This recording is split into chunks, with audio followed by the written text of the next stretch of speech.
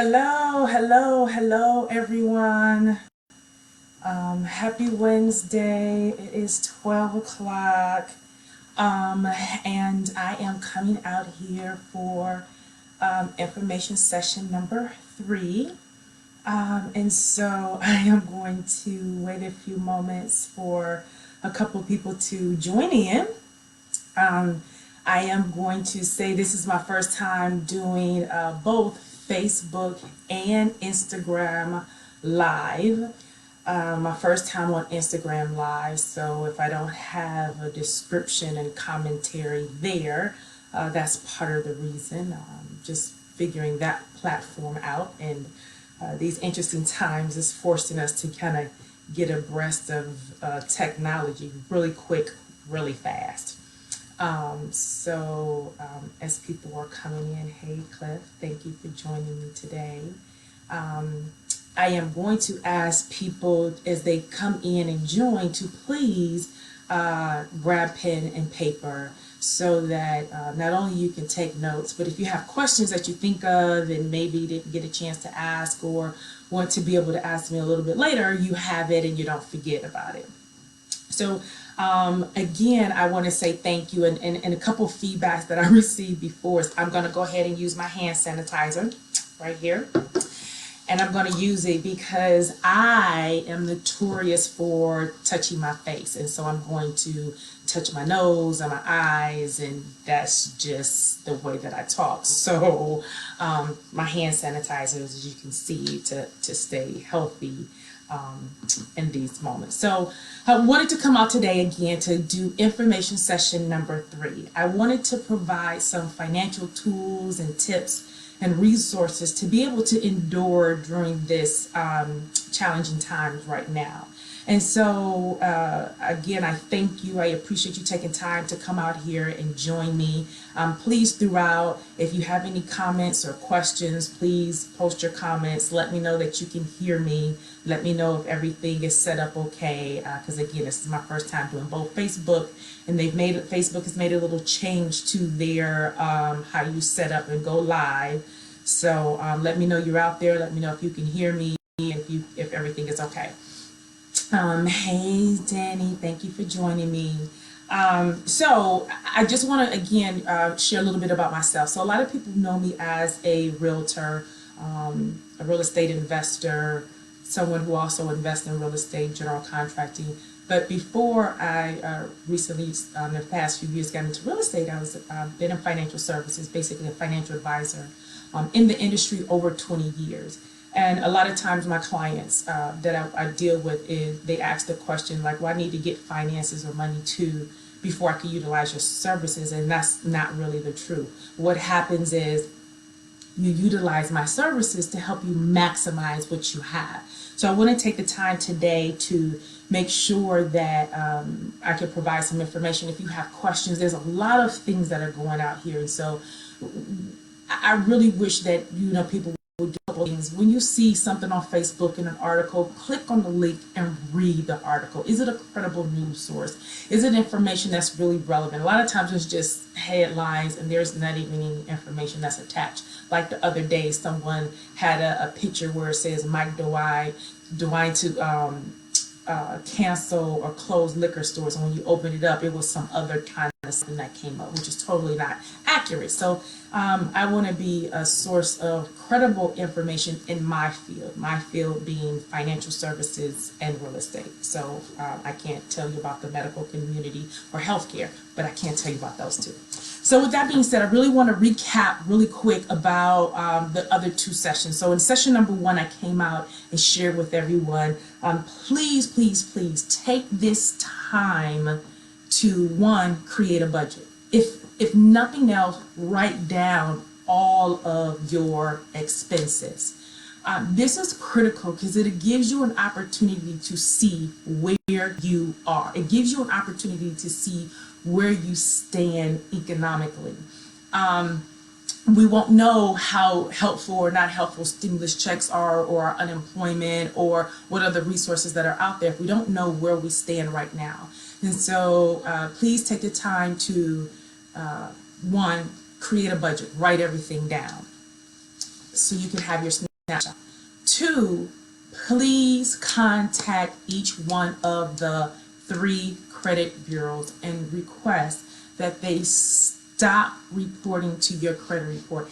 Even if you're going to pay all of your bills on time, even if it's better to err on the side of caution than not. It's better to have things in place and not need it than to get to a place or situation where you do need it. So again, please reach out to Equifax, Experian, and TransUnion to request that they cease reporting to your credit report and ask for the next 3 months. Okay, you might have to do it monthly or once every month, or you might be able to say one time 3. You know, it's kind of tricky here and there, but make sure that you do it.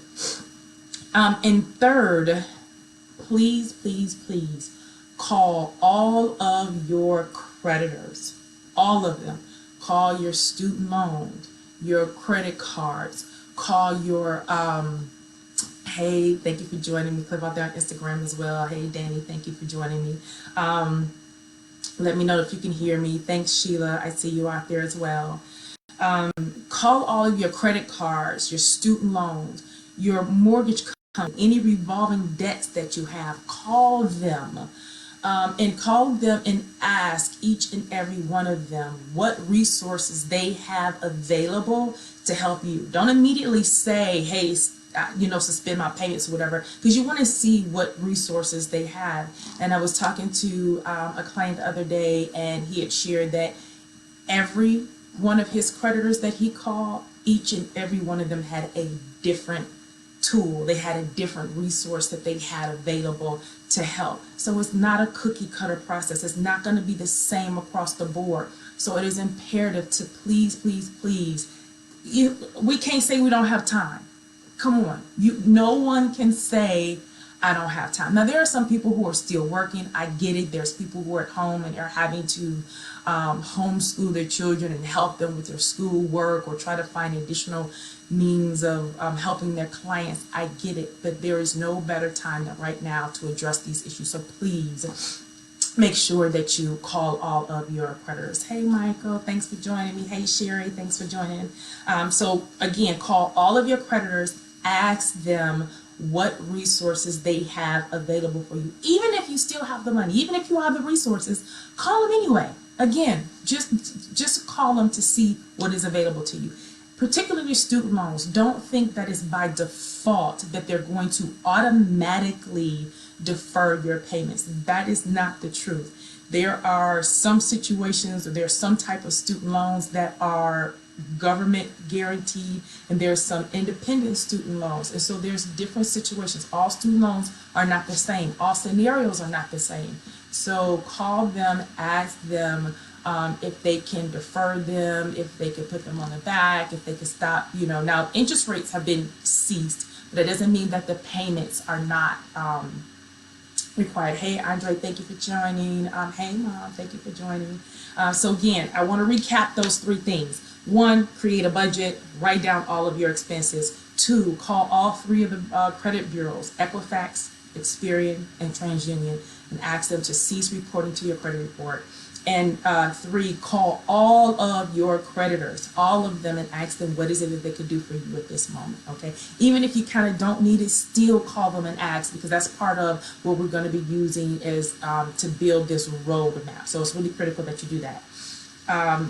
As always, a couple ways to make sure that you can reach out to me if you have any specific questions. If you have personal questions, is AskTiffanyH at gmail.com. Again, AskTiffanyH at gmail.com. You can follow me on ask_TiffanyH on Instagram and Twitter. That's ask_TiffanyH on Instagram and Twitter. And of course on Facebook, and my Facebook page is AskTiffanyH. These will also be out on YouTube. Give me a day or so to get these out here, but you can subscribe to my channel at AskTiffanyH on YouTube as well. This is where I'll kind of keep all of that information, which you can go back and refer to or share with other people. So please like, comment, and share. Again, please like, comment, and share. Hey, Rhonda, how are you? Thank you for joining. the information that I shared on information session number 2 was, please make sure you prepare your tax returns. The stimulus check is coming from the IRS. So how else are they going to know how to deliver the funds to you other than through the means of income tax preparation? Now, there's a lot of people who don't file the income taxes, and there's this question about, well, if you get disability or Social Security, they're going to tap into that. Okay, that's fine. However, in the United States, everyone is required to file their income taxes every year. It has nothing to do with age, okay? What they're saying is that there are some income levels that you don't have a tax consequence. However, here's a little catch I want you to be mindful of. If you're receiving disability or Social Security or a pension and your income level falls where you are not taxed, but they're withholding federal taxes from you, guess what? You're entitled to get those dollars back. You can't get them back if you don't file your tax returns. So it is important to please, please, please file your tax returns, okay? We don't want to run the risk.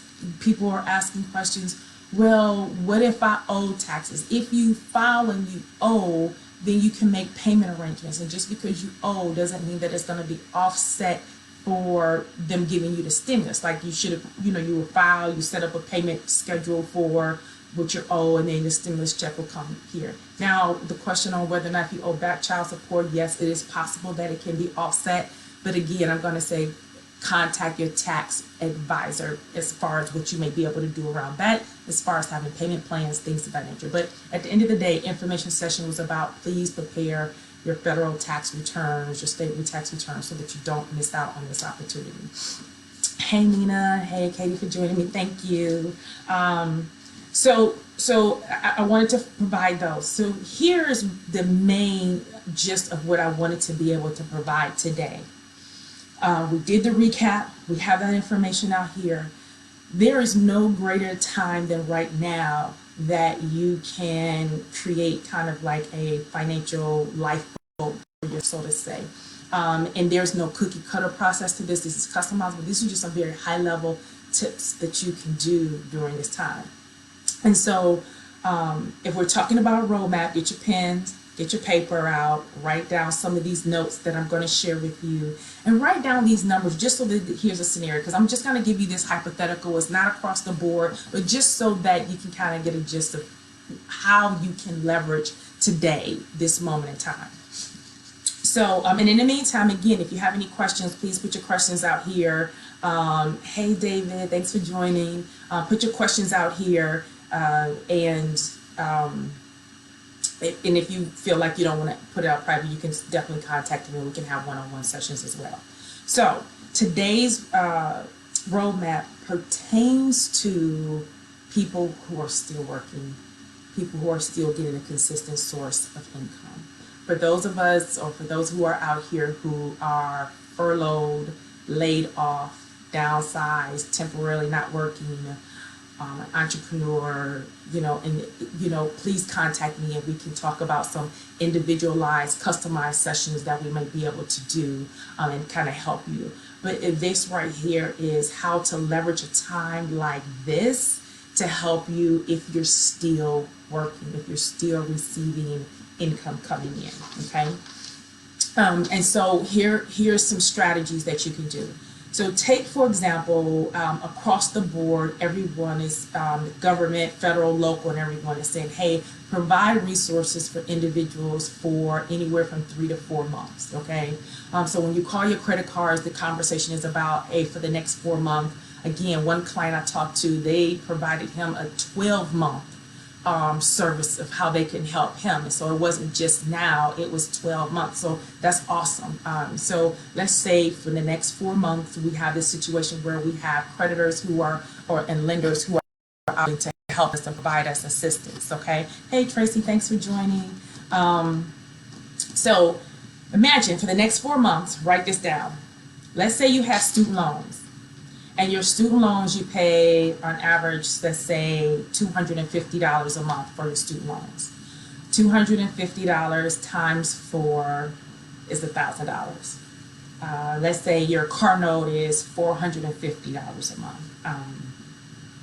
Whatever that number is, take it and multiply it by 4.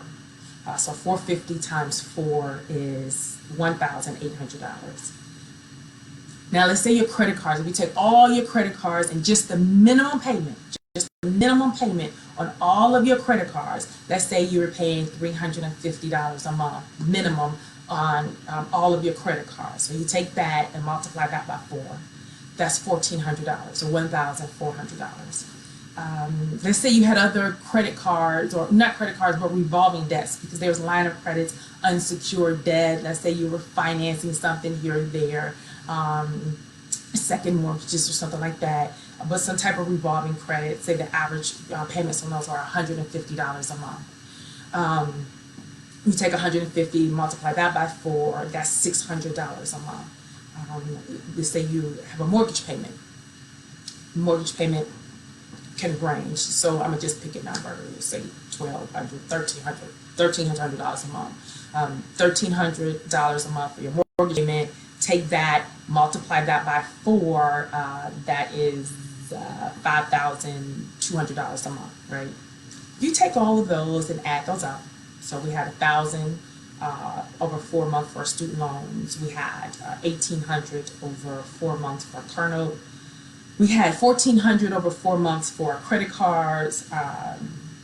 $600 a month over 4 months for our revolving credits or lines of credits or equity loans, and a mortgage over 4 months for $5,200. You add all of that up, that's $10,000. I'm gonna repeat that. That's $10,000. Okay. I'm let that sink in for a second. Hey Yvette, hey Jerry, thank you for joining me. Hey Thomas, thank you for joining me. $10,000. Okay. Now again, do your numbers. Your numbers could be more, your numbers could be a little less. Your numbers are your numbers, but it just kind of used some average numbers of what I see people who are out here, what they are paying and car notes and mortgages and stuff like that. And this is across the board. This isn't just you're needing this. This is in this particular crisis, this particular economic situation in our country. This is something that this is things that are available. We have to reach out and we have to do it. And imagine if you do that, and for the next 4 months, you still had your same income that's coming, because again, this is for people who are still working. Okay, you're still working, you're still getting the same income. Maybe it's retirement, maybe it's a pension, or you have a job, you have a contract. Those dollars are still coming in. And instead of paying your car note, you put it in the bank, or in old school, put it in an envelope. It's okay, either way, right? You put it in an envelope. You put it in the shoebox. You put it in the bank, whatever. And after 4 months, you have amassed whatever your numbers are, or you use the numbers that I had here, $10,000. There's a lot that you can do economically to invest that $10,000 to provide you multiple streams of income to be able to help you excel after this moment. Not just survive, not be okay, but to be able to excel after this moment, okay? At a minimum, if you have this $10,000, know that you could, at a minimum, this is what I'm going to say, everybody across the board, whatever you save, please take 1/3. Take 1/3 of that money and immediately put it in savings and earmark it for your emergency fund. It has always been a hard challenge for people to have a stash or savings that if the hot water tank blew, or if your tire blew unexpectedly, or whatever happened, that you had cash to go to take care of those emergencies versus a credit card or incurring more debt. Okay, what we don't want to do is continue to incur debt We want to be able to have cash to be able to weather those things. So if you take 1/3 of that and be able to save it, and that's earmarked for your emergency fund, you then have the other 2/3 to be able to leverage. Now, if this was ordinary times, I would have said take 1/3 to create an emergency fund, take 1/3 to invest and strategize, and take 1/3 to treat yourself, right? Because if it's all work and no play, we kind of fall out a little bit. But because these are interesting times, I would recommend being a little bit more conservative and not take the other 1/3 to treat yourself, but to take those last 2/3, or that's $7,000, and do something economically to provide additional streams of income for you. Now, a lot of people say, okay, well, that's fine. What can I do? That's going to kind of be on on an individual basis. There's a lot of things that I could do, but let me just share with you a little bit about the power of $7,000 and time. It was a time similar to this back in 2011 that the power of something like $7,000 helped me buy my first investment property. It was tore up, it was beat up, sure it was, right?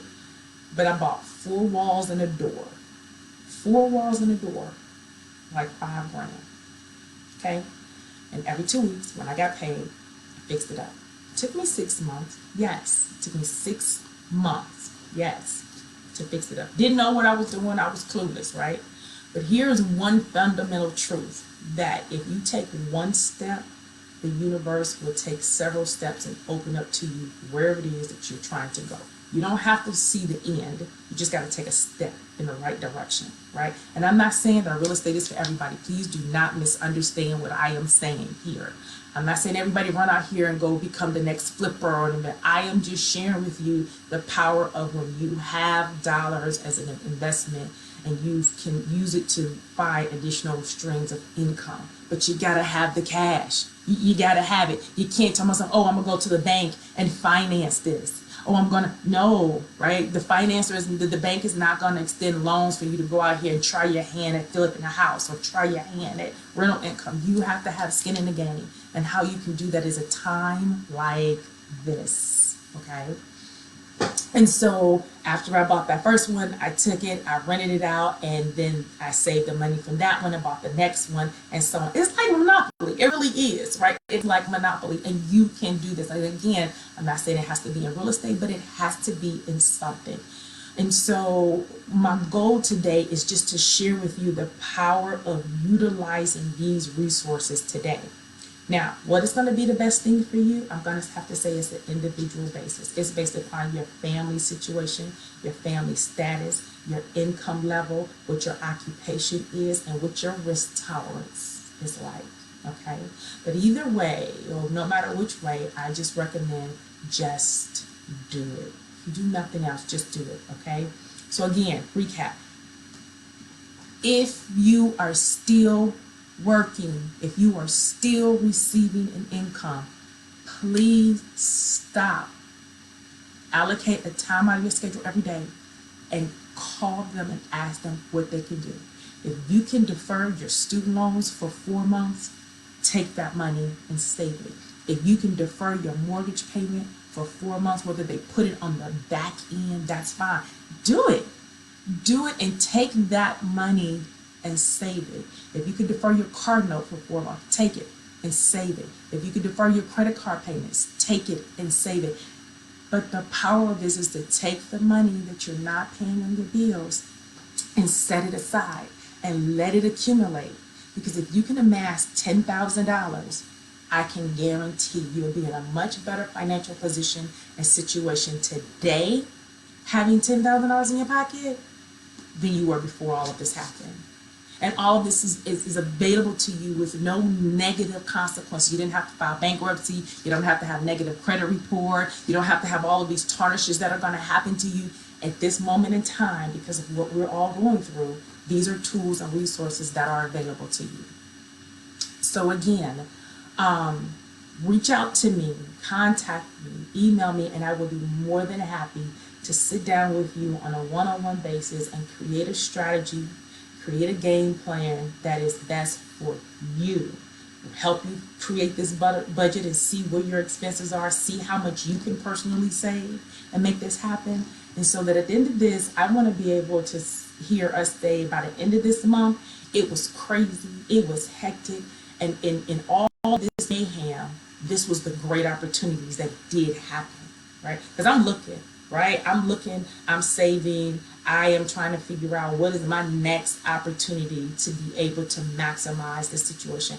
I don't want to be at it alone. I want to be able to see you do that as well. So please, please, please reach out to me. I'm going to say for a couple moments where I give my contact information, but if you have any questions, for some reason it's not scrolling for me when I'm doing this on my computer, so I have to scroll up. If you have questions, please, please, please type your questions. If you have anything that you want to ask for the good of the cause or across the board, please ask. If you don't, want to put it out, that's fine. Go ahead and feel free to email me at AskTiffanyH, AskTiffanyH @gmail.com. You can reach me on Instagram at ask_TiffanyH and on Twitter at ask_TiffanyH on Twitter and Instagram. Continue to follow me here on Facebook. My Facebook business page is AskTiffanyH. But please, if you do nothing else, take time to reach out and see how I can help you. Use the tools that are out here. Call the creditors. Like, they're not going to bite. Okay? They're not going to say no. They have things that they are required to help you with at this moment. So use them. If you know other people, please like, comment, and share this. Like, the only way that this can really get out there is if we share. There's a lot of people who are doing lives, and a lot of people, it's like they couldn't jump on for various reasons because they had things that they had to do, and that's fine. But please, we can get this information out. So please share it, like it, comment it to other people. If you have questions that may be something that I could have touched on and I didn't, please shoot it to me, so when I do the next information session, I will be able to include that. And the next one I am going to talk about is kind of a little bit more like what are the credit implications that are out here and how that's going to impact us during this time.